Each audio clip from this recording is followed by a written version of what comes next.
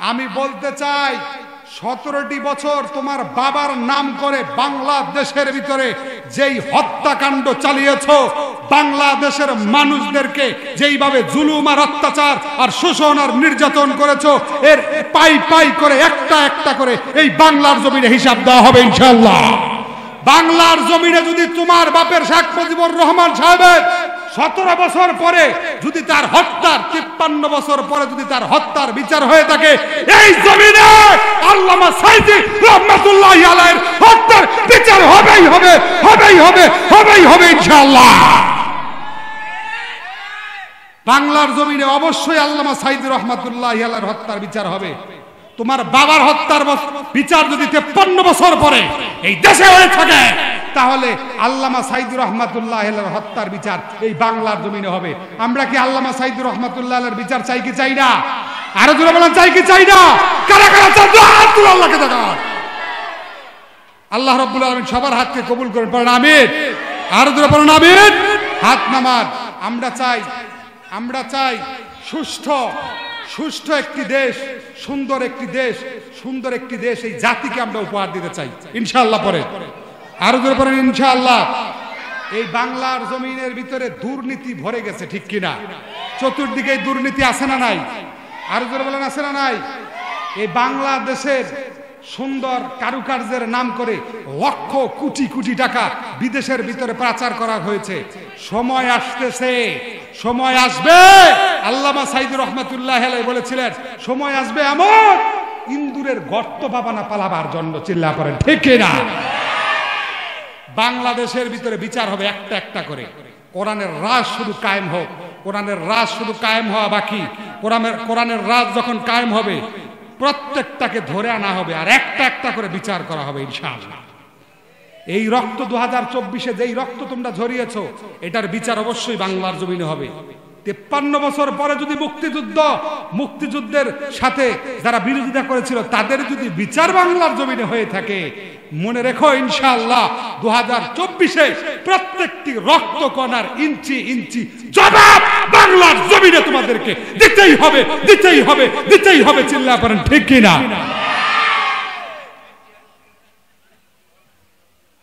অতএব মুসলমান পালাবার জাতি না, তোমরা পালিয়ে গিয়েছো। কিন্তু বিগত সনের ভিতরে দেখো, তোমরা যখন অত্যাচার নির্যাতন করেছো, আমাদের ভাইয়েরা পলায় না, আমাদের ভাইয়েরা এই দেশের ভিতরেই ছিল। কারণ এই দেশ তারা মনে করে আমাদের।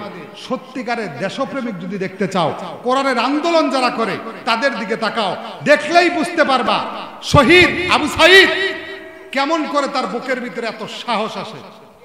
শহীদ আবু সাঈদ তার বুককে এইভাবে তার বুককে পেতে দিয়েছিল, লাগাও বলি আমার বুকে লাগাও। তারপর বাংলার জমিন থেকে কোন নাস্তিক, কোন বেঈমান ইসলামের বিরুদ্ধে এবং মানবাধিকারের বিরুদ্ধে কথা বলতে পারবে না। চিল্লায় পড়েন ঠিক কিনা? আমরা চাই কোরআনের শাসন, চাই কি চাই না? আরো জোরে বলেন, চাই কি চাই না? আমরা চাই বাংলাদেশ থেকে দুর্নীতি দূর হোক, আমরা চাই বাংলাদেশ থেকে বাটপারি দূর হোক, আমরা চাই বাংলাদেশ থেকে ক্ষমতার লোভ যারা করে এগুলা দূর হোক। আমরা চাই সুন্দর সুশীল একটি সমাজ, একটি সুন্দর একটি রাষ্ট্র আমরা চাই। আর এই রাষ্ট্র যদি আমরা পরিণত করতে চাই, তাহলে একটি কিতাব দিয়ে সেই রাষ্ট্র যদি পরিচালনা করি, তাহলে সোনার রাষ্ট্রে পরিণত হবে। সেই কিতাবের নাম কি? মুসলমানের আওয়াজ দিয়ে বলতে হবে, সেই কিতাবের নাম কি? বিশ্বনবী সাল্লাল্লাহু আলাইহি সাল্লাম যখন দুনিয়ার ভিতরে আগমন করলেন, তখন সময়টা ভালো ছিল না খারাপ ছিল? আওয়াজ দিয়ে বলেন, ভালো ছিল না খারাপ ছিল? আইয়েমে জাহিলিয়াতের যুগ ছিল। কিন্তু আমার নবীজি সাল্লাল্লাহু আলাইহি ওয়াসাল্লাম যখন কোরআন দিয়ে রাষ্ট্র পরিচালনা করলেন, 40 বছর পরে যখন নবুয়ত প্রাপ্তি হলেন, নবুয়ত প্রাপ্ত হওয়ার পরে আল্লাহ রাব্বুল আলামিন যখন কোরআনুল কারীম নাযিল করলেন, কোরআনুল কারীম নাযিল করার পরে বিশ্বনবী সাল্লাল্লাহু আলাইহি সাল্লাম যখন কোরআন দিয়ে রাষ্ট্র পরিচালনা করলেন, তখন ওই জাতিটা সোনার জাতিতে পরিণত করে দিল একজন। তিনি কে? মুসলমানের আওয়াজ দিয়ে বলতে হবে, তিনি কে? বাংলার জমিন থেকে যদি আমরা দুর্নীতিকে চিরতরে শেষ করে দিতে চাই, বাংলার জমিন থেকে যদি আমরা চিরতরে বাটপারিকে বন্ধ করে দিতে চাই, বাংলার জমিন থেকে যদি আমরা চিরতরে ঘুষ, মাদক, সকল অপকর্ম যদি দূর করতে চাই, কোরআনের বিকল্প নাই। চিল্লায় পড়েন ঠিক কিনা? বাংলার জমিনে যদি কোরআন দিয়ে রাষ্ট্র পরিচালনা হয়, বাংলার জমিন যদি কোরআন দিয়ে রাষ্ট্র পরিচালনা হয় আর রাষ্ট্র গঠন হয় আর রাষ্ট্রের শাসন ব্যবস্থা যদি কায়েম হয়, বাংলার জমিনে কোথাও হারিকেন দিয়ে খুঁজেও দুর্নীতি পাবা না ইনশাআল্লাহ। এজন্য আমরা চাই কি চাই না বাংলাদেশের ভিতরে কোরআন দিয়ে রাষ্ট্র পরিচালনা হোক? আমরা চাই কি চাই না? আরো জোরে বলেন, চাই কি চাই না? কারা কারা চান দু হাত তুলে আল্লাহকে দেখান। নারে তাকবীর, নারে তাকবীর। আল কোরআনের আলো, আল হাদিসের আলো, নারে তাকবীর।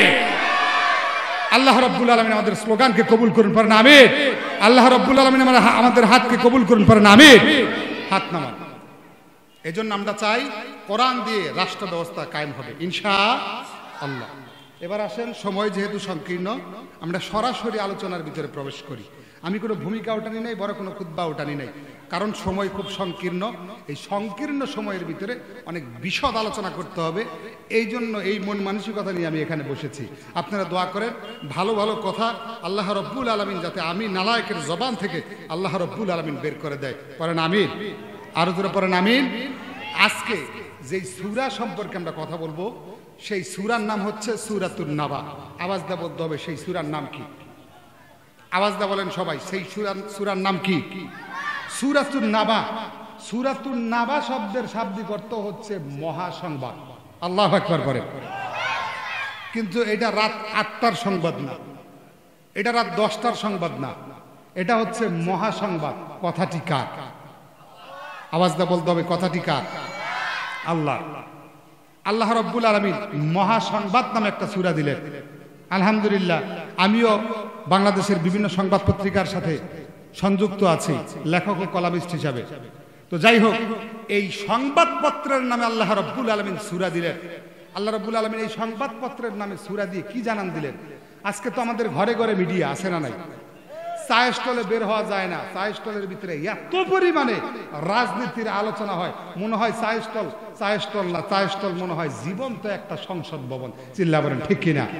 চায়ের স্টলের ভিতরে কার বউ কেমন, কার বউ কেমন করে হাইটা যায়, কার বউ কেমন করে, এই সমস্ত বিস্তারিত, সংক্ষিপ্ত এবং বিস্তারিত, অর্থাৎ সব কথাই চায়ের স্টলের ভিতরে হয়, ঠিক কিনা?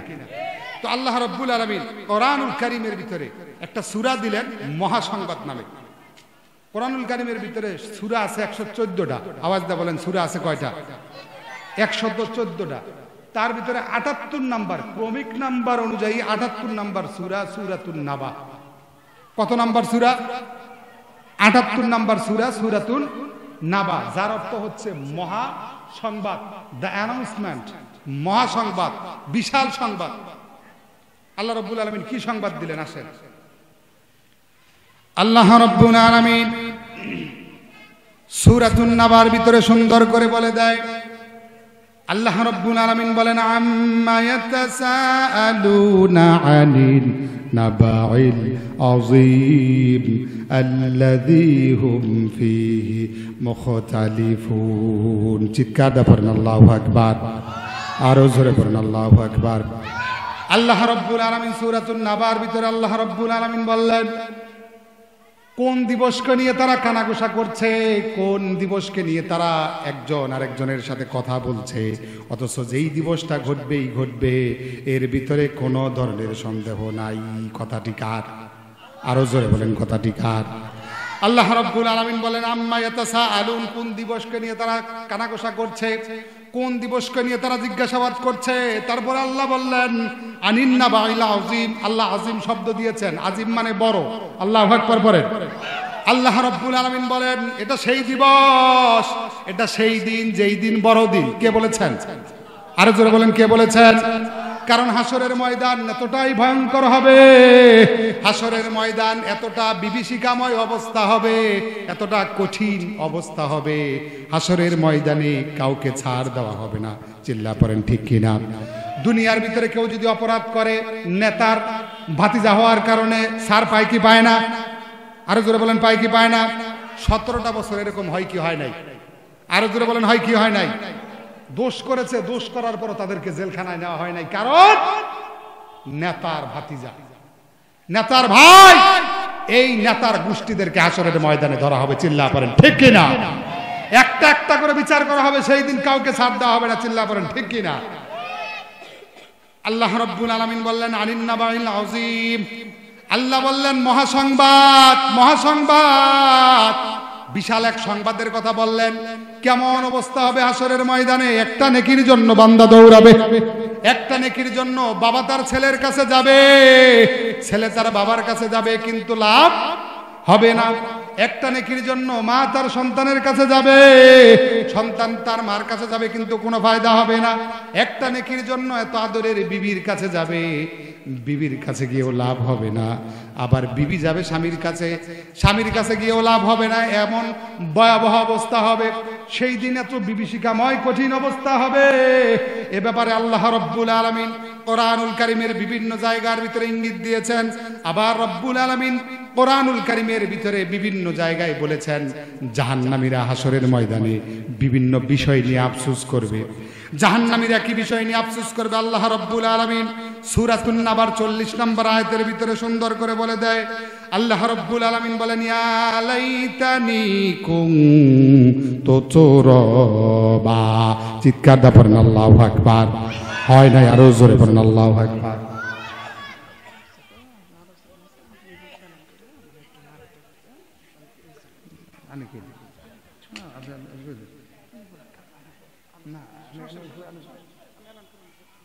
আলহামদুলিল্লাহ, আমাদের প্রধান বক্তা আলহামদুলিল্লাহ চলে আসছে, কারণ আলহামদুলিল্লাহ। এজন্য এখনো যারা বিভিন্ন জায়গায়, এখনো যারা দোকানপাটে বিভিন্ন জায়গায় বসে আছেন, মেহেরবানি করে বসে না থেকে মাহফিলের প্যান্ডেলের ভিতরে চলে আসেন। এখনো যারা বিক্ষিপ্তভাবে ঘোরাফেরা করছেন, মেহেরবানি করে বিক্ষিপ্তভাবে ঘোরাফেরা না করে মেহেরবানি করে প্যান্ডেলের ভিতরে চলে আসেন। আমাদের প্রধান মেহমানে চলে আসছেন, দ্বিতীয় মেহমানে চলে আসছেন, তারা ওয়েট করছেন। কিছুক্ষণের ভিতরেই তারা মঞ্চের ভিতরে আসবেন। অতএব যারা এদিক সেদিক বিক্ষিপ্তভাবে ঘোরাফেরা করছেন, ঘোরাফেরা না করে তাড়াতাড়ি চলে আসেন ইনশাআল্লাহ। আল্লাহ রাব্বুল আলামিন কোরআনুল কারীমের ভিতরে সূরাতুন নাবার 40 নম্বর আয়াতের ভিতরে সুন্দর করে বলে দেয়। আল্লাহ রাব্বুল আলামিন বলেন ইয়া লাইতানি কুনতু তুরাবা। চিৎকার দিয়ে পড়েন আল্লাহু আকবার। আরো জোরে পড়েন আল্লাহু আকবার। জাহান্নামীরা যেই সকল বিষয় নিয়ে হাসরের ময়দানে আফসোস করবে, তার ভিতরে এক নাম্বার হলো জাহান্নামীরা বলবে হায় আফসোস, আজকে যদি মাটি হয়ে যেতে পারতাম কতই না ভালো হতো, আল্লাহর কাছে হিসাব দেওয়া লাগতো না। ঠিক কি না? হাসরের ময়দানে হিসাব দেওয়া লাগবে, একটা একটা করে হিসাব দেওয়া লাগবে। তাফসিরে মাআরিফুল কোরআন থেকে বলছি, আব্দুল্লাহ ইবনে ওমর রাদিয়াল্লাহু তাআলা আনহু থেকে বর্ণিত। আব্দুল্লাহ ইবনে ওমর রাদিয়াল্লাহু তাআলা আনহু হাদিস শরীফের ভিতরে বলেন, আব্দুল্লাহ ইবনে ওমর রাদিয়াল্লাহু তাআলা আনহু বলেন হাসরের ময়দানে যেই দুনিয়ার ভিতরে যেই সমস্ত বিচারগুলো হয় নাই, হাসরের ময়দানে আল্লাহ রাব্বুল আলামিন প্রত্যেকটার বিচার একটা একটা করে করবে। চিল্লা পড়েন ঠিক কি না? হাসরের ময়দানে আল্লাহ রাব্বুল আলামিন বিচার করবেন। কিন্তু দুনিয়ার ভিতরে জীব জানোয়ার পক্ষীকুল যেইগুলা ছিল, অর্থাৎ জীব জানোয়ার যেইগুলা ছিল, এদের বিচার কেমন করে হবে? এ ব্যাপারে হাদিস শরীফের ভিতরে বলা হয়েছে, দুনিয়ার ভিতরে যেই সমস্ত জীব জানোয়ারগুলা সবল ছিল, সবল থাকার কারণে দুর্বলটার উপর আঘাত করেছে। কিন্তু ময়দানে মাহশারের ভিতরে আল্লাহ রাব্বুল আলামিন দুর্বলটাকে সবল বানিয়ে দিবে আর সবলটাকে দুর্বল বানিয়ে দিবে।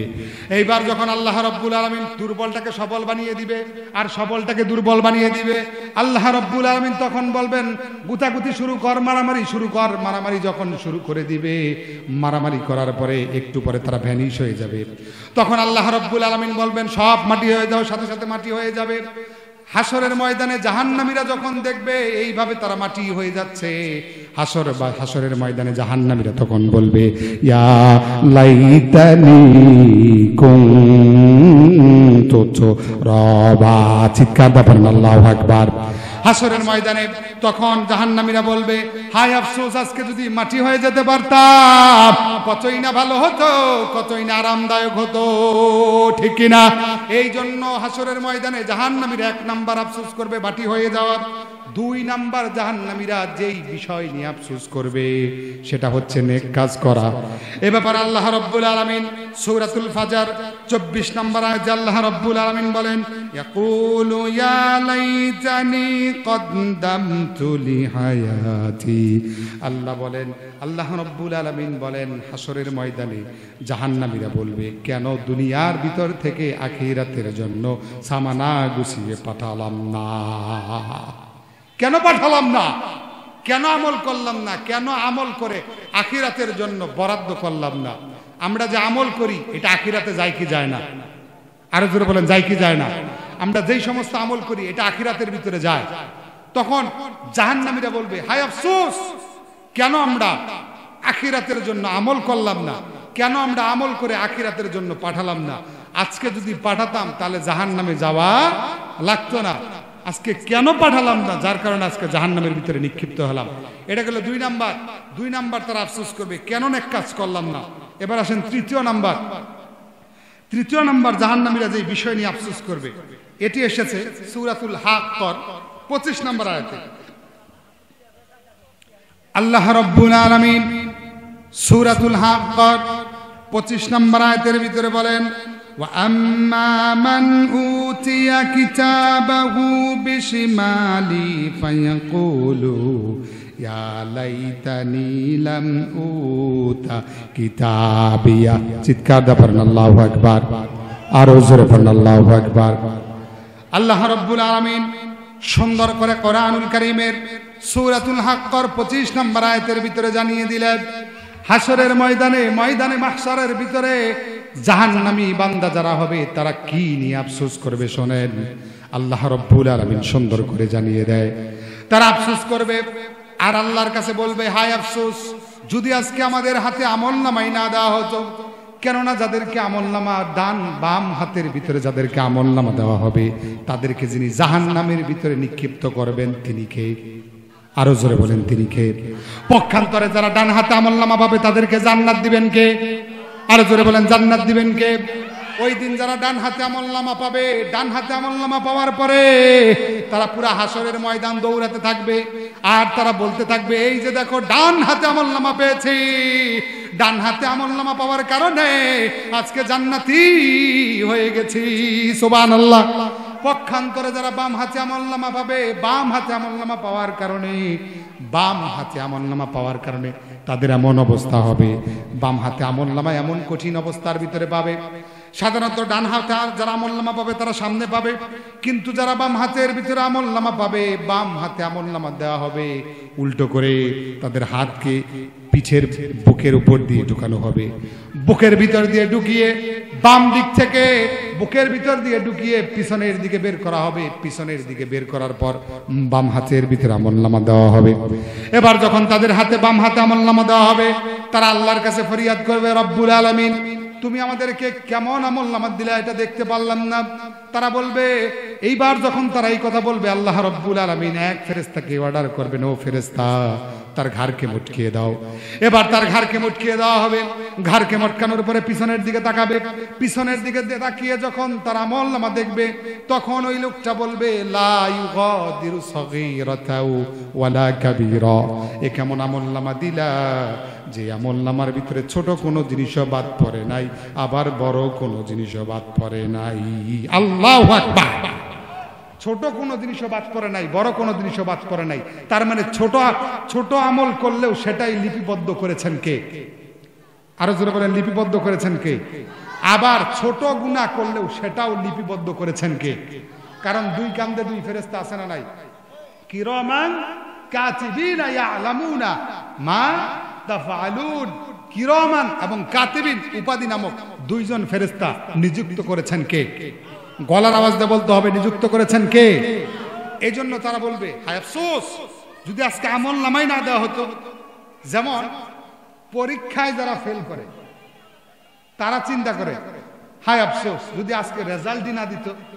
কারণ একটু পরেই যখন বাড়ির থেকে বের হবে, তখন মানুষ বলাবলি করবে, তুই তা পরীক্ষা দিছিলি, তোর রেজাল্ট কি? তো তখন তো সে মানুষের কাছে লজ্জায় মুখ দেখাতে পারবে না, বা মানুষের কাছে বলতেও পারবে না যে আমি ফেল করেছি। এজন্য হাসরের ময়দানে একই কাহিনী হবে। হাসরের ময়দানে জাহান্নামীরা বলবে, হায় আফসোস, আজকে যদি আমাদের কাছে আমলনামাই না দেওয়া হতো কতই না উত্তম হতো। কারণ আমলনামা তো সহজভাবে দেওয়া হবে না, আমলনামা কঠিনভাবে দেওয়া হবে। এই যে দুনিয়াতে যারা রাম বাম সেকুলারিজম আর জাতীয়তাবাদের স্লোগান দিচ্ছে, যারা মানুষের সাথে দুশ্মনী করছে, এদের আমলনামা মনে হয় ডান হাতে হবে। আওয়াজ দা বলে, যারা মানুষের কোটি কোটি টাকা নষ্ট করেছে, যারা ফুলের মতো চরিত্র এত সুন্দর মানুষদেরকে জেলখানার ভিতরে এক কলমের খোসা দিয়া একটা ফোনের মাধ্যমে যারা তাদেরকে জেলখানার ভিতরে বন্দী করেছে, যারা 11.5 বছর 12টি বছর 17.5 বছর 15 বছর যারা ঠিকভাবে নিজের বাড়িতে ঘুমাতে পারে নাই, এই সমস্ত আকাম কুকাম যেই সমস্ত সুন্দর মানুষগুলা করছে, এদের মনে হয় ডান হাতে আমলনামা দেওয়া হবে। তাদেরকে কোন হাতে আমলনামা দেওয়া হবে? এরকম আকাম কুকাম যারা করছে, এরা যদি তওবা না করে এদেরকে বাম হাতে আমলনামা দিবেন কে? সময় আসতেছে, আল্লাহ ধরবেন। আল্লাহ ধরে না, কিন্তু আল্লাহ ধরলে তখন আর ছাড়ে। অতএব সাবধান হয়ে যাও, দুনিয়াতে যা কিছু করো এটার রেকর্ড হয়। দুনিয়াতে ভালো কাজ করলেও রেকর্ড করেন কে? আওয়াজ দা বলতে হবে, রেকর্ড করেন কে? আবার দুনিয়াতে রাম বামদের সাথে চললেও রেকর্ড করেন কে? এটার ভিডিও ফুটেজ আছে না নাই? আমাদের ভাইয়েরা, ইসলামী আন্দোলনের ভাইয়েরা বিভিন্ন জায়গায় গিয়েছে, সেই ফুটেজ নিয়ে তাদেরকে জেলখানার ভিতরে বন্দী করা হয়েছে যে দেখেন এরা জঙ্গি। তো দুনিয়ার ফুটেজ যদি তোমাদের কাছে থাকে, আখিরাতে দুনিয়াতে যে একাম কুকাম করছো এটার ফুটেজ আল্লাহ তাআলার কাছে নাই? আওয়াজ দা বলেন নাই? কোন মিছিলে গেছো, কোন নেতার স্লোগান দিছো, আর কোন নাস্তিকবাদ কথা তোমরা মেনেছো, আর কোন ভাবে তোমরা হাজার হাজার আলেমকে জেলখানার ভিতরে বন্দী করেছো, এইটার লিস্টি বা এইটার ভিডিও ফুটেজ আল্লাহর কাছে আছে না নাই? আরো জোরে বলেন আছে না নাই? এটার বিচার হবে কি হবে না? একটা একটা করে বিচার করা হবে ইনশাআল্লাহ। দুনিয়ার জমিনের ভিতরে যদি বিচার না হয়, আখিরাতের ভিতরে বিচার করবেন কে? মুসলমানের আওয়াজটা বলতে হবে, আখিরাতে বিচার করবেন কে? আমরা আল্লাহর কাছে বিচার দিলাম, আল্লাহ বিচার করবেন ইনশাআল্লাহ। তাহলে জাহান্নামীরা হাসরের ময়দানে যেই সকল বিষয় নিয়ে আফসোস করবে, তার ভিতরে 3 নাম্বার হচ্ছে তারা বলবে যদি আজকে আমলনামা না দেওয়া হতো কতই না ভালো হতো, কতই না উত্তম হতো। এটা গেল 3 নাম্বার। 4 নাম্বার জাহান্নামীরা আফসোস করবে, তারা বলবে হায় আফসোস, কেন আমরা অসৎ লোককে বন্ধু হিসাবে গ্রহণ করেছিলাম। কারণ গ্রাম্য একটা প্রবাদ আছে, সৎ সঙ্গে স্বর্গবাস, অসৎ সঙ্গে সর্বনাশ। ভালো মানুষের সাথে চললে ভালো হওয়া যায়, আর খারাপ মানুষের সাথে চললে খারাপ হওয়া যায়। এজন্য যারা ভালো মানুষের সাথে চলবে, আপনি যদি দিনদার পরহেজগার পাক্কা নামাজিওয়ালাদের সাথে করেন, আপনারাও নামাজি বানাবে কে? আর আপনি এমন লোকের পিছে চলেন যেই ব্যক্তি সব সময় 5 ওয়াক্ত নামাজের বদল 5 ওয়াক্তই গাঞ্জা টানে। 5 ওয়াক্ত নামাজ পড়বে তো দূরের কথা, 5 ওয়াক্তই কি টানে? গাঞ্জা টানে। মদ না খাইলে রাত্রিবেলায় ঘুম আসে না, নারী নিয়া মদ মাস্তি না করলে ঘুম আসে না। এমন লোকের পিছে ঘোরার কারণে আপনি এই যে অসৎ লোককে বন্ধু হিসাবে গ্রহণ করলেন, এর কারণে আখিরাতে শাস্তি ভোগ করাবেন কে? আরো জোরে বলেন। এজন্য জাহান্নামীরা 4 নাম্বার যে বিষয় নিয়ে আফসোস করবে সেটা হচ্ছে তারা বলবে কেন অসৎ লোকের বন্ধু হিসাবে গ্রহণ করেছিলাম। এই ব্যাপারে আল্লাহ রাব্বুল আলামিন সূরাতুল ফুরকান আয়াত নাম্বার 28, এখন রাগ করলে করতে পারেন, কিন্তু আমি কিন্তু কোরআনের আয়াত সহ বলছি। আল্লাহ রাব্বুল আলামিন সূরাতুল ফুরকান 28 নম্বর আয়াত, 28 নম্বর আয়াতের ভিতরে আল্লাহ রাব্বুল আলামিন বলেন ইয়া ওয়াইলাতা লাইতানি লাম আত্তাখিজা ফুলালান খলিলা। তারা বলবে হায় আফসোস, কেন আমরা অসৎ লোককে বন্ধু হিসাবে গ্রহণ করেছিলাম, কেন আমরা অসৎ লোককে বন্ধু হিসাবে গ্রহণ করেছিলাম। এটা তাফসীরে কুরতুবীর ভিতরে এসেছে। আব্দুল্লাহ ইবনে আব্বাস রাদিয়াল্লাহু তাআলা আনহু উনি বর্ণনা করেন, একবার বিশ্বনবী সাল্লাল্লাহু আলাইহি সাল্লাম সাহাবায়ে কেরামকে নিয়ে বসা, সাহাবায়ে কেরামকে নিয়ে বিশ্বনবী সাল্লাল্লাহু আলাইহি সাল্লাম আলোচনা করছিলেন। হঠাৎ করে এক সাহাবী প্রশ্ন করলেন, ইয়া রাসূলুল্লাহ, আমাদের বৈঠকের ভিতরে যারা আছে এদের ভিতরে সর্বোত্তম কে? বিশ্বনবী সাল্লাল্লাহু আলাইহি সাল্লাম বললেন, আমাদের বৈঠকের ভিতরে যারা আছে এদের ভিতরে সর্বোত্তম সে যাকে দেখলে আল্লাহর কথা স্মরণ হয়। সুবহানাল্লাহ পড়ে। আমাদের ভিতরে সর্বোত্তম সে যাকে দেখলে কার কথা স্মরণ হয়? আল্লাহর কথা স্মরণ হয়।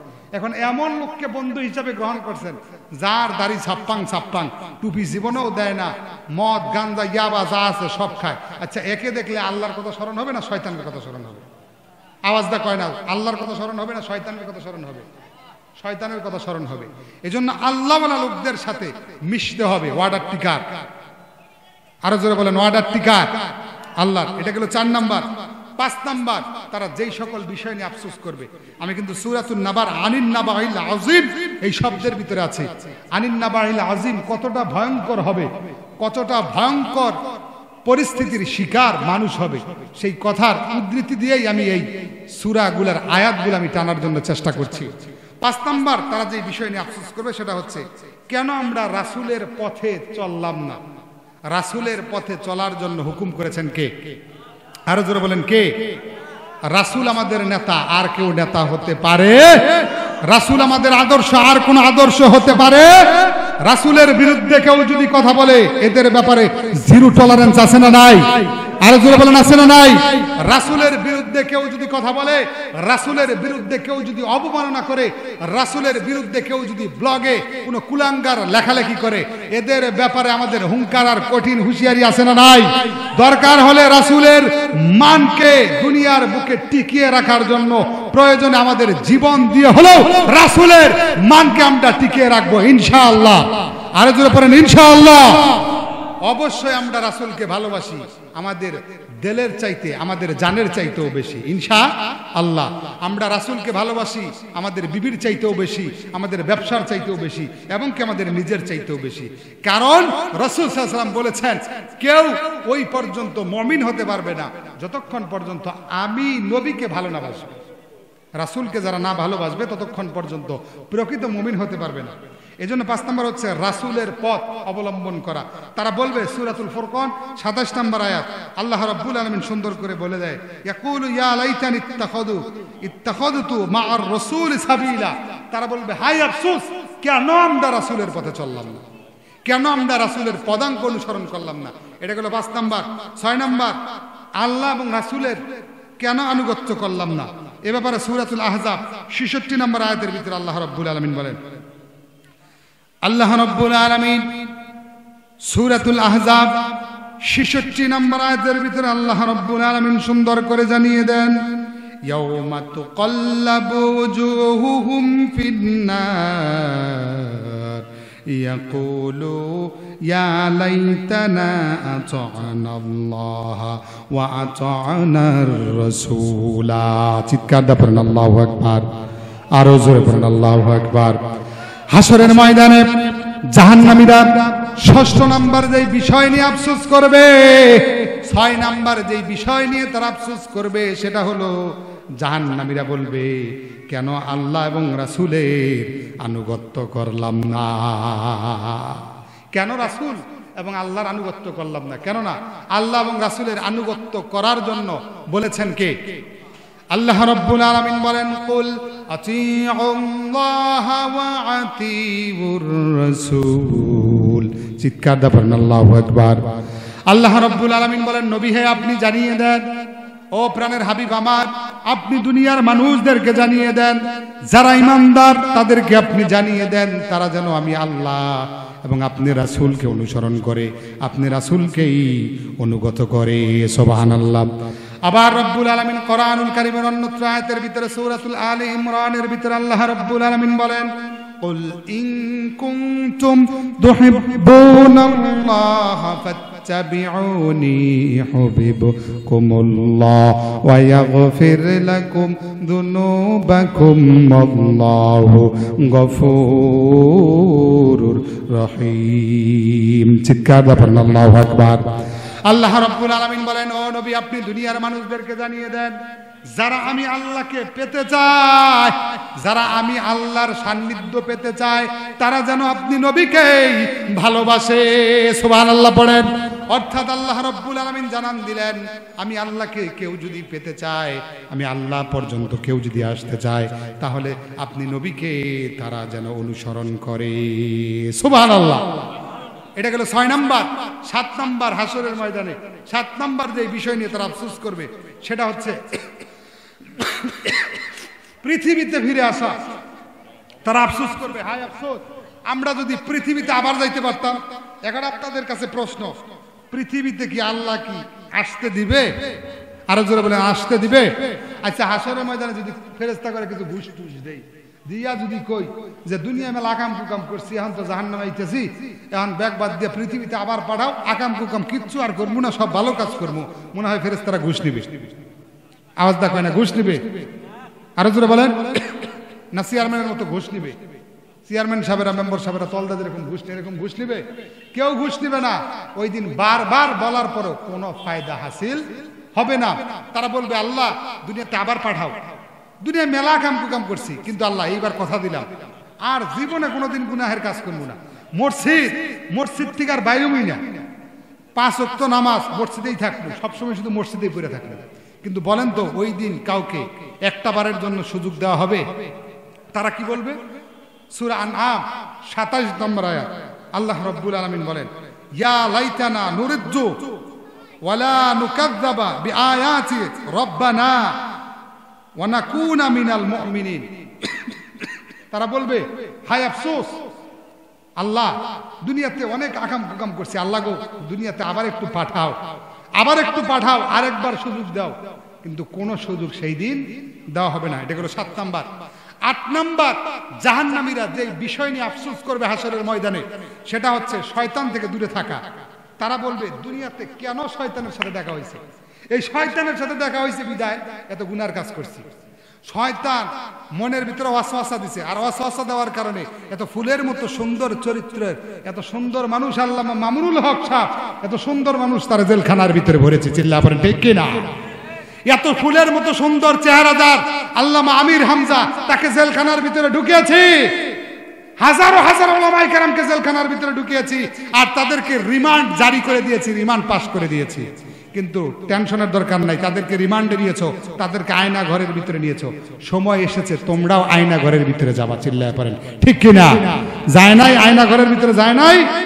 আওয়াজ দা বলেন, আয়না ঘরের ভিতরে যায় নাই? ডিম থেরাপি খায় নাই?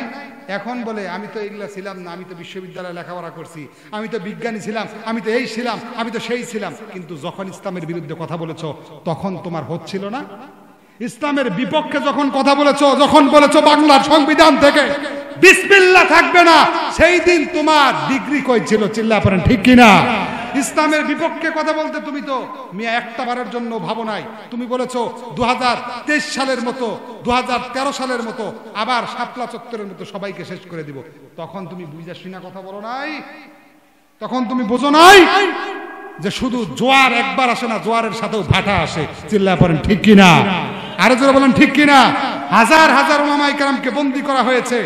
এখন বললে বলে হুজুররা রাজনীতি শুরু করে দিয়েছে, কিন্তু বাস্তব কথা আলেমদের কোনো দোষ ছিল? আলেমরা কেউ রাজনীতি করেছে?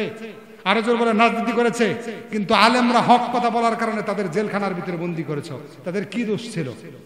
আল্লামা আমির হামজা সাহেবের কি দোষ ছিল? তাকে এখন পাগলের মতো বানায় ফেলছে, সে এখন মাহফিলের ভিতরে কথা বলতে পারে না। আমরা আস্তে আস্তে আমাদের নক্ষত্রগুলাকে হারিয়ে ফেলছি। আল্লামা মামুনুল হক সাহেব ঠিকভাবে কথা বলতে পারে না, আমাদের বড় বড় স্কলার যারা আছে তারা ঠিকভাবে কথা বলতে পারে না। আমরা অনেক ওলামায়ে কেরামকে হারিয়েছি। আল্লামা জুনায়েদ বাবুনগরী রহমাতুল্লাহি আলাইহি, তাকে এত পরিমাণে টর্চার করা হয়েছে, এত পরিমাণে নির্যাতন করা হয়েছে, সেই লোকটা বেশি দিন আর দুনিয়ার ভিতরে রইল না, সে চলে গেল পরপারের ভিতরে। তাদের উপর টর্চার করেছে। এক হচ্ছে মানসিক টর্চার, আরেক হচ্ছে শারীরিক টর্চার। খাবারের ভিতরের মাধ্যমে অনেক টর্চার করা হয়। যখন এদের উপর টর্চার করেছো তখন তোমাদের কথা কই ছিল? তখন মনে ছিল না যে রাজনীতি কোনোদিন একবার রয় না, রাজনীতি পালা বদল হয়। চিল্লা পড়েন ঠিক কিনা? ক্ষমতায় কেউ স্থায়ী হয় না, হোক না সে খালেদা কিবা হাসিনা, চেয়ারটা বেশি দিন রয় না। ঠিক কিনা? ক্ষমতায় কেউ স্থায়ী হয় না, হোক না সে খালেদা কিবা হাসিনা, চেয়ারটা বেশি দিন রয় না। মুজিবুর বেশি দিন থাকেনি, জিয়াউর কেউ তো রাখেনি। ঠিক কিনা? মুজিবুর বেশি দিন থাকেনি, জিয়াউর কেউ তো রাখেনি। এরশাদ চলে গেছে পৃথিবী ছেড়ে, এরশাদ চলে গেছে পৃথিবী ছেড়ে, কেউ আজ তার কথা কয় না।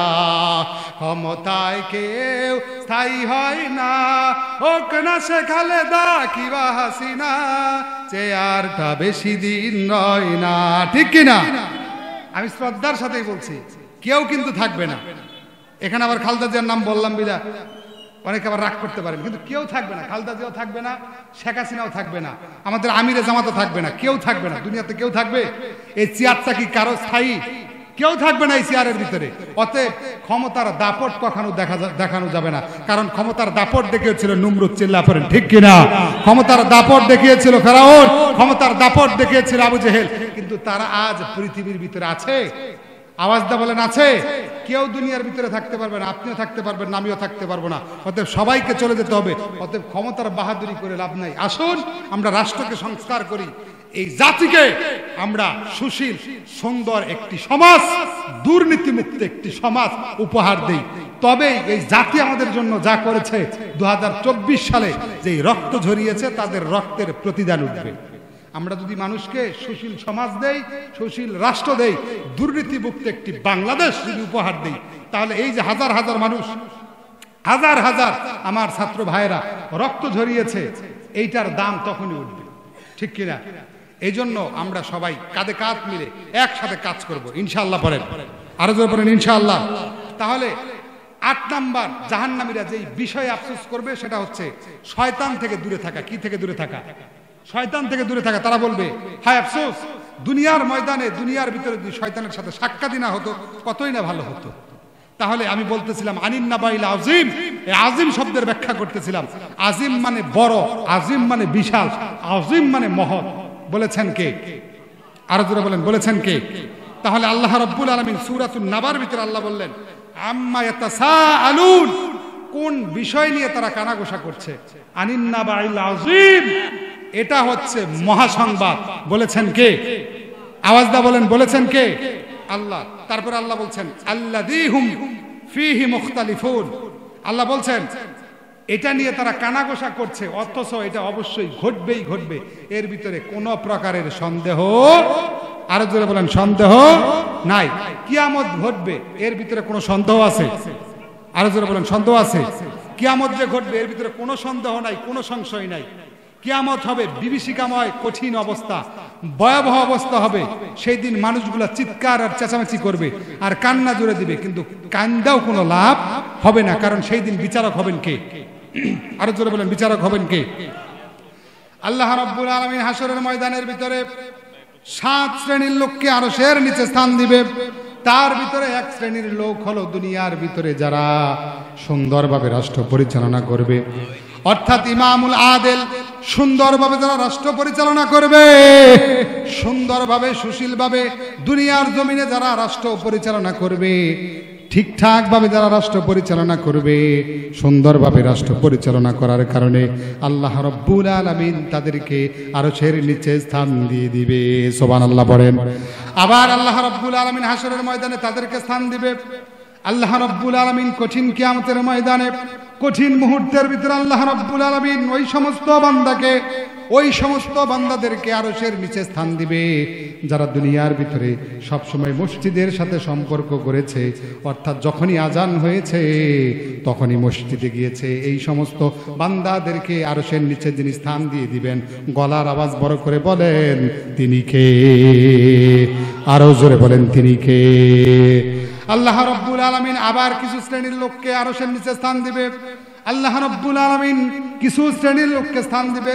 বিশ্ব নবী সাল্লাল্লাহু আলাইহি সাল্লাম বলেন যারা রাত্রিবেলায় তাহাজ্জুদের যায়, নামাজের ভিতরে দাঁড়িয়ে যায়, অর্থাৎ রাত্রিবেলায় সবাই যখন ঘুমিয়ে যায়, রাত্রিবেলায় পশু পাখি মানুষ সহ সকল মানুষ যখন ঘুমিয়ে যায়, নির্জন থমথমে একটা পরিবেশ যখন কায়েম হয়ে যায়, নির্জন একটা পরিবেশ যখন হয়ে যায়, তখন যেই সমস্ত বান্দারা ঠান্ডা পানি দিয়ে ওযু করে আল্লাহর সামনে দণ্ডায়মান হয়, আল্লাহর সামনে দাঁড়িয়ে যায়, আল্লাহর সামনে রুজু হয়ে যায়, এই আল্লাহর সামনে রুজু হওয়ার কারণে আল্লাহ রাব্বুল আলামিন হাসরের ময়দানে যেই দিন কোনো ছায়া থাকবে না, ওই দিন আল্লাহ তাআলা তাদেরকে আরশের নিচে স্থান দিয়ে দিবে। সুবহানাল্লাহ পড়েন। এজন্য আল্লাহ রাব্বুল আলামিন বলেন আম্মা ইয়াতাসাআলুনা আনিন নাবাইল আযীমিল্লাযী হুম ফীহি মুখতালিফুন। আরো জোরে পড়েন আল্লাহু আকবার। আল্লাহ রাব্বুল আলামিন তারপরে বলছেন, আল্লাহ রাব্বুল আলামিন তারপরে বলছেন কাল্লা সুম্মা কাল্লা সায়ালামুন। আল্লাহ বলছেন অচিরেই তারা দেখবে, অচিরেই তাদের সামনে এই কিয়ামত সংঘটিত হবে। কথাটি কার? আরো জোরে বলেন কথাটি কার? তারপর আল্লাহ রাব্বুল আলামিন বলছেন আলাম নাজআলিল আরদা মিহাদা ওয়াল জিবালা আওতাদা ওয়া খালাকনাকুম আজওয়াজা। চিৎকার দিয়ে পড়েন আল্লাহু আকবার, আরো জোরে বলেন আল্লাহু আকবার। আল্লাহ রাব্বুল আলামিন তারপরে বলছেন আলাম নাজআলিল আরদা মিহাদা। আল্লাহ বলেন আলাম নাজআলিল আরদা মিহাদা। আল্লাহ রাব্বুল আলামিন বলেন এই পৃথিবী বসবাসের জায়গা ছিল না, এই পৃথিবীকে যিনি বসবাসের জন্য জায়গা করে দিলেন তিনি কে? আরো জোরে বলেন তিনি কে? পৃথিবী ছিল, পুরাটা পৃথিবী ছিল পানি আর পানি। জোরে বলেন কি? আওয়াজ দিয়ে বলেন পৃথিবী ছিল কি? পুরা জায়গায় শুধু পানি আর পানি ছিল। পুরা পৃথিবী পানি আর পানিতে পরিণত ছিল। যখন পুরা পৃথিবীটা পানিতে পরিণত ছিল, পুরা পানির উপর আল্লাহ রাব্বুল আলামিন জমিনটাকে বিছিয়ে দিলেন। জমিনটাকে আল্লাহ রাব্বুল আলামিন যখন বিছিয়ে দিলেন, জমিনটাকে বিছিয়ে দেওয়ার পরে জমিন নাড়াচাড়া শুরু করলো। এইবার জমিন যখন নাড়াচাড়া শুরু করলো, জমিন নাড়াচাড়া শুরু করার পরে আল্লাহ রাব্বুল আলামিন পৃথিবীর বিভিন্ন জায়গার ভিতরে কিছু পেরেককে লাগিয়ে দিলেন, অর্থাৎ পাহাড়কে ঘিরে দিলেন পেরেক স্বরূপ হিসাবে। আল্লাহু আকবার পড়েন, আরো জোরে পড়েন আল্লাহু আকবার। আল্লাহ রাব্বুল আলামিন পেরেক স্বরূপ হিসাবে পাহাড়কে ঘিরে দিলেন। পাহাড়কে ঘিরে দেওয়ার পরে জমিন নাড়াচাড়া বন্ধ হয়ে গেল। এবার ফেরেশতারা দেখে আল্লাহ রাব্বুল আলামিনকে ডাক দিয়ে বলল, রব্বুল আলামিন, বুঝছি তোমার জমিনের চাইতে শক্তিশালী জিনিস হচ্ছে এই পাহাড়। মনে হয় তোমার সৃষ্টিকুলের ভিতরে এর পাহাড়ের চাইতে আর কোনো শক্তিশালী জিনিস নাই। এবার রব্বুল আলামিন বললেন কেন থাকবে না? সুবহানাল্লাহ পড়ে, আরো জোরে পড়েন সুবহানাল্লাহ। আল্লাহ রাব্বুল আলামিন বললেন কেন থাকবে না? ফেরেশতারা শোনো, এর চাইতেও শক্তিশালী জিনিস রয়েছে। এবার রব্বুল আলামিন ফেরেশতারা ডাক দিয়ে বলল, রব্বুল আলামিন এর চাইতেও শক্তিশালী জিনিস কি? আল্লাহ রাব্বুল আলামিন বললেন এর চাইতেও শক্তিশালী জিনিসের নাম হচ্ছে লোহা। জোরে বলেন কি? আরো জোরে বলেন কি? এর চাইতেও শক্তিশালী জিনিসের নাম হচ্ছে লোহা। কেননা লোহা দিয়ে হাজার হাজার পাহাড়কে কেটে ধসিয়ে দেওয়া হয়। এইবার ফেরেশতারা বলল, রব্বুল আলামিন, বুঝলাম তোমার সৃষ্টিকুলের ভিতরে সব চাইতে শক্তিশালী জিনিসের নাম হচ্ছে পাহাড়। পাহাড়ের চাইতে শক্তিশালী জিনিস পাইলাম, সেই জিনিসের নাম হচ্ছে লোহা। ওগো আল্লাহ, পাহাড়ের চাইতে শক্তিশালী জিনিসের নাম লোহা। মনে হয় তোমার সৃষ্টিকুলের ভিতরে লোহার চাইতে আর কোনো শক্তিশালী জিনিস নাই। এবার রব্বুল আলামিন বললেন কেন থাকবে না? হ্যাঁ, অবশ্যই আছে। এবার ফেরেশতারা ডাক দিয়ে বললেন, রব্বুল আলামিন, লোহার চাইতে শক্তিশালী জিনিস আছে নাকি? আল্লাহ রাব্বুল আলামিন বললেন লোহার চাইতে শক্তিশালী জিনিস রয়েছে। এবার রব্বুল আলামিন বললেন শোনো, লোহার চাইতে শক্তিশালী জিনিস আমার সৃষ্টিকুলের ভিতরে রয়েছে, সেই জিনিসটার নাম হচ্ছে আগুন। জোরে বলেন কি? আরো জোরে বলেন কি? আমার সৃষ্টিকুলের ভিতরে এর চাইতে শক্তিশালী জিনিসের নাম হচ্ছে আগুন। এইবার ফেরেশতারা ডাক দিয়ে বললেন, রব্বুল আলামিন, আগুনের চাইতে মনে হয় তোমার সৃষ্টিকুলের ভিতরে আর কোনো শক্তিশালী জিনিস নাই। এইবার রব্বুল আলামিন বললেন কেন থাকবে না? হ্যাঁ, আছে। রব্বুল আলামিন বললেন আগুনের চাইতে শক্তিশালী জিনিসের নাম হচ্ছে পানি। এইবার ফেরেশতারা ডাক দিয়ে বললেন, রব্বুল আলামিন, বুঝলাম তোমার সৃষ্টিকুলের ভিতরে সব চাইতে শক্তিশালী জিনিসের নাম হচ্ছে পানি, কিন্তু মনে হয় পানির চাইতে তোমার সৃষ্টিকুলের ভিতরে আর কোনো শক্তিশালী জিনিস নাই। এবার রব্বুল আলামিন বলেন হ্যাঁ, অবশ্যই আছে। আমার সৃষ্টিকুলের ভিতরে পানির চাইতেও শক্তিশালী জিনিস রয়েছে। পানির চাইতেও শক্তিশালী জিনিসের নাম হচ্ছে বাতাস। কেননা বাতাস যখন আসে তখন পানিগুলাকে বিভিন্ন জায়গার ভিতরে নিয়ে যাওয়া হয়। এবার ফেরেশতারা ডাক দিয়ে বললেন, রব্বুল আলামিন, বুঝলাম তোমার সৃষ্টিকুলের ভিতরে সব চাইতে শক্তিশালী জিনিসের নাম হচ্ছে বাতাস। আল্লাহ গো, তোমার সৃষ্টিকুলের ভিতরে বাতাসের চাইতে মনে হয় শক্তিশালী জিনিস নাই। এবার রব্বুল আলামিন বললেন হ্যাঁ, অবশ্যই রয়েছে। এবার রব্বুল আলামিন বললেন আমার সৃষ্টিকুলের ভিতরে বাতাসের চাইতেও শক্তিশালী জিনিসের নাম হলো ওই মানুষ, যেই মানুষ ডান হাতে আমল না, ডান হাতে দান করে কিন্তু বাম হাত জানে না। সুবহানাল্লাহ। তার মানে সব চাইতে শক্তিশালী জিনিস, সবচাইতে উত্তম জিনিসের নাম হচ্ছে আশরাফুল মাখলুকাত। চিৎকার দা করেন আল্লাহু আকবার। হয় নাই মুসলমানের আওয়াজ দা করেন আল্লাহু আকবার। আর জোরে পড়েন আল্লাহু আকবার। তাহলে সবচাইতে উত্তম বস্তু, উত্তম সৃষ্টির নাম হচ্ছে আশরাফুল মাখলুকাত, অর্থাৎ আমরা মানুষ। চিৎকার দা পড়েন সুবহানাল্লাহ। তাহলে আল্লাহ রাব্বুল আলামিন বলছেন আলাম নাজআলিল আরদা মিহাদাও ওয়াল জিবালা আওতাদা। আল্লাহ রাব্বুল আলামিন বলছেন আলাম নাজআলিল আরদা মিহাদা। আল্লাহ বলেন আমি কি জমিনকে তোমাদের জন্য বিছানা স্বরূপ বানাই নাই? এই জমিন তো বসবাসের উপযোগী ছিল না। কোরআন বলে জমিনও তার নিজ নিজ কক্ষপথে ঘোরে। কোরআন বলে আসমানও ঘোরে। কোরআন বলে সূর্যও ঘোরে। কোরআন বলে চাঁদও ঘোরে। অর্থাৎ পুরা পৃথিবীর ভিতরে যা কিছু আছে নিজ নিজ কক্ষপথে সবকিছু ঘোরে। এখন আপনাদের কাছে আমি একটা প্রশ্ন ছুড়ে দিলাম। সেই প্রশ্নটি হচ্ছে এই, ফুটবল দেখছেন না? আওয়াজ দা বলেন, ফুটবল দেখছেন না? ফুটবল, এই ফুটবলকে যদি লাথি দেন ফুটবল ঘুরবে কি ঘুরবে না? ঘুরবে। আচ্ছা, ফুটবলের বোটার উপর যদি একটা পিঁপড়াকে রাখেন, ওই পিঁপড়া ঘুরতে ঘুরতে নিচের দিকে পড়বে কি পড়বে না? এখন পৃথিবী যদি গোলাকার হয় আর পৃথিবী যদি ঘোরে, তাহলে ওই পৃথিবী যদি ঘোরে আর পৃথিবী যদি গোলাকার হয় আর পৃথিবী যদি এরকম ফুটবলের মতো ঘোরে, তাহলে আমরাও তো ঘোরার কথা ছিলাম না? কিন্তু আমরা কি ঘুরি? পৃথিবীর নিজ নিজ কক্ষপথে ঘুরছে, কিন্তু আমরা ঘুরি না, আমরা ঠিকভাবেই আছি। কিন্তু আল্লাহ রাব্বুল আলামিন এত সুন্দরভাবে পজিশন করে দিয়েছেন যে পৃথিবী ঘুরছে, আমরা ঘুরি না। অর্থাৎ আল্লাহ রাব্বুল আলামিন পৃথিবীকে সমতল হিসাবে সৃষ্টি করেছেন। সুবহানাল্লাহ পড়েন।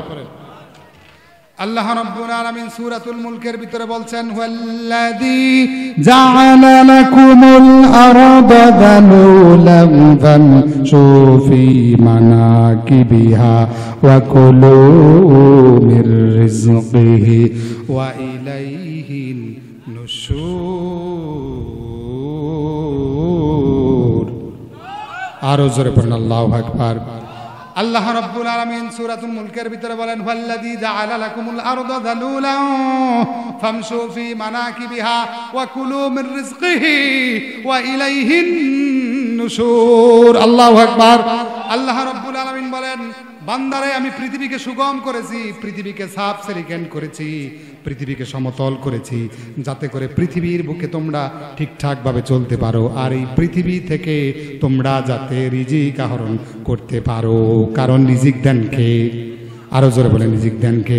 সেই কথা আল্লাহ রাব্বুল আলামিন সূরা হুদের ভিতরে বলছেন আমিন দাব্বাতিন ফিল আরদি ইল্লা আলাল্লাহি রিজকুহা।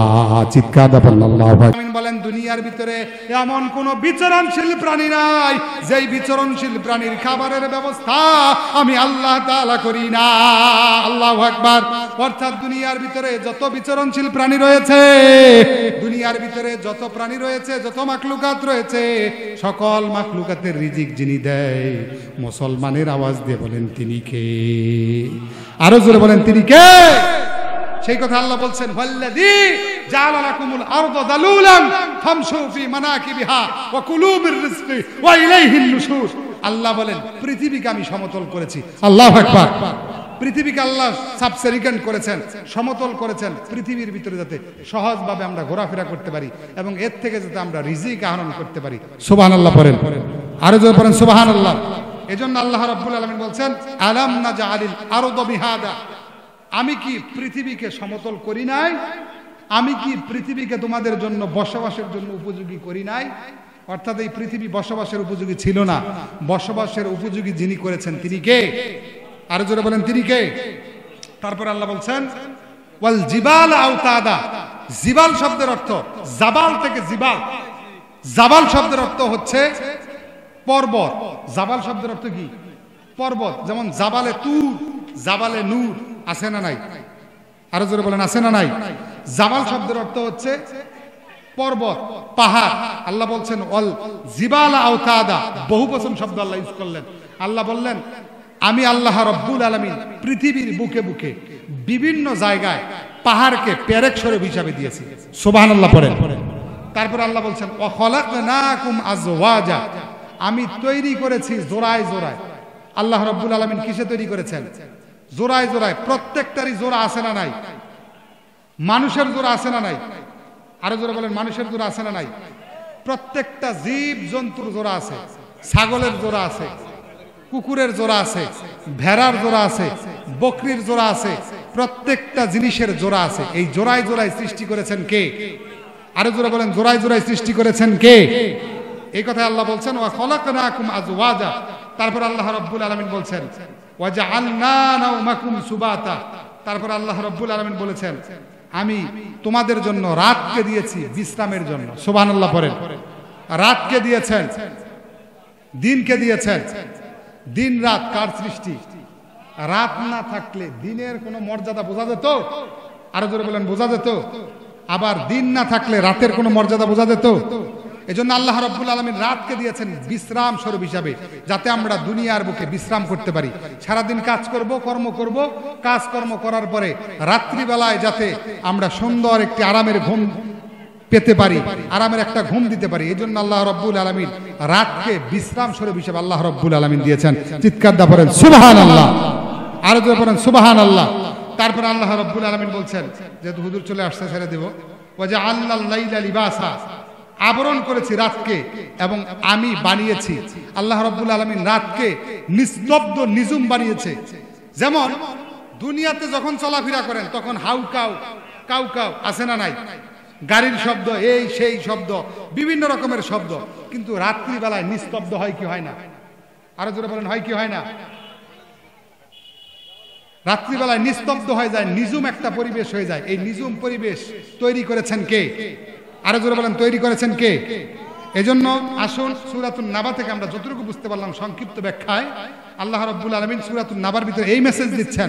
আল্লাহ রাব্বুল আলামিন বলছেন, কাফেরদের কথা বলছেন, তারা কোন বিষয় নিয়ে কানাঘোষা করছে, অথচ যেই দিবস ঘটবেই ঘটবে। অতএব আপনাদের কাছে আমার আবেদন, যা কিছু করেন হিসাব করে করেন, কারণ হিসাব লিপিবদ্ধ আল্লাহর কাছে আছে না নাই?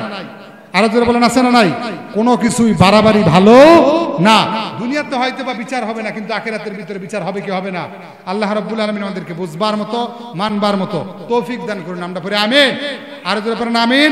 আপনারা সবাই কোরআনের সাথে থাকবেন, কোরআনকে ভালোবাসবেন, কোরআনের বিজয় যাতে বাংলার জমিনে আসে এই জন্য আপনারা একতাবদ্ধ হয়ে কাজ করবেন ইনশাআল্লাহ।